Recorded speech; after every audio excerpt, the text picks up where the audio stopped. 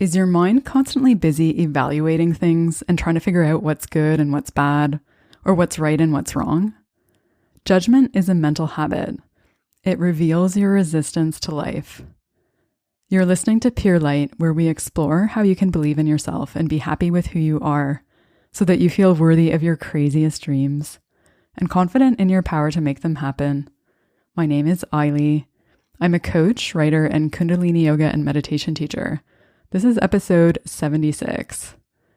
In the last few episodes, I've been talking about self-judgment, like where it comes from, the impact it really has on you, as well as how to break that pattern.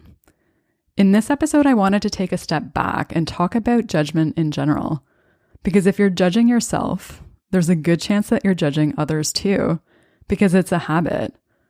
Judgment is a mental habit. It's something that the mind does naturally and often automatically to make sense of all the information that it's taking in. And it's harder to notice than other habits because it's in the mind. So it isn't something that you can see unless you really start to pay attention to your thoughts. When you judge things, it's basically a way of evaluating or keeping score. So there's an underlying assumption that there's a right answer and a wrong answer, or a right choice and a wrong choice, or a good path and a bad path. There's something that you like or want, and then what you don't like or want is basically the opposite of that. So there's both polarities.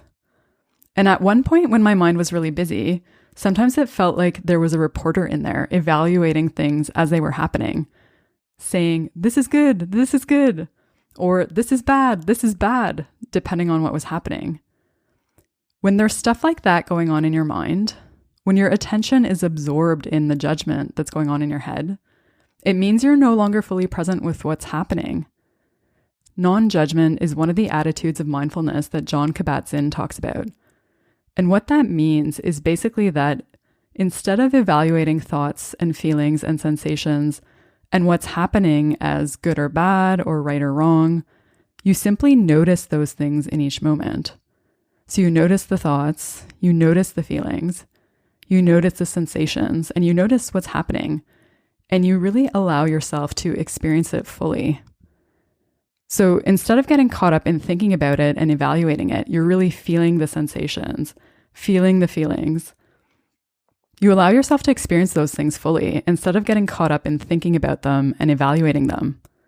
So it's kind of like experiencing life without reacting to or being triggered by your opinions about it. So there isn't that layer of interpretation about whether you like or don't like or want the thing that's happening.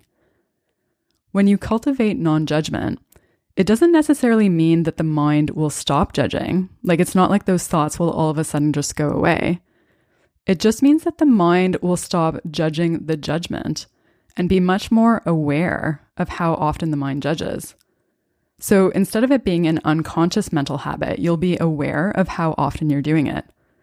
So for example, instead of having a thought like, she should not be wearing that, and then thinking, wow, I'm such a bitch, I shouldn't think that, you would just notice the fact that the mind is reacting to what you're seeing and accept that that's what you're thinking, instead of then reacting by judging yourself for judging.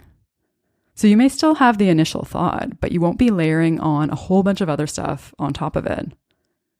So when you notice that thought, instead of getting caught up in it or reacting to it, you could say to yourself, it's okay that she's wearing whatever she's wearing.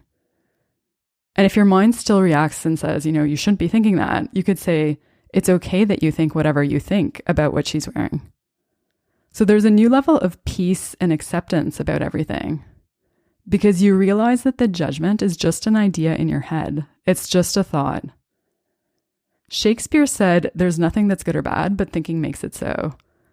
So when you judge things, it reveals how you think things are supposed to be, because you're basically pointing out what's wrong and what's right about the way that things are. So judgment reveals the resistance you have towards life. It shows you where you want things to be different. And that's a useful thing to notice because it's a pointer to the underlying beliefs you have about how the world should be. When you're aware of whatever those beliefs are, you can decide for yourself whether or not you want to keep them. Like, is it serving you to judge and expect the world to be a certain way? Or is it just creating resistance? If you can accept and welcome everything as it is, you'll no longer have that resistance. And you'll stop layering judgment on top of judgment.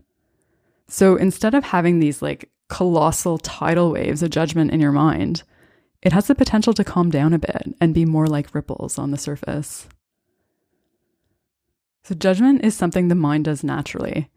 It's important not to judge that mental habit because it makes you get caught up in your head when you layer stuff on top of that. It shows you what your beliefs are about how the world should be. And in so doing, it reveals the resistance that you have towards life. If you have a habit of judging yourself or judging others, there are a couple of related episodes that I'll put into the show notes. You can find them at purelightpodcast.com and listen to them there. And if you need help dealing with fear, doubt, and negative self-talk so that you can confidently go after what you want, I have space opening up in my coaching practice soon. I'll be inviting people on my email list to book a free discovery call with me. If you want to get on that, sign up at purelightpodcast.com. Thanks so much for listening. Until next time, may you be guided by your light.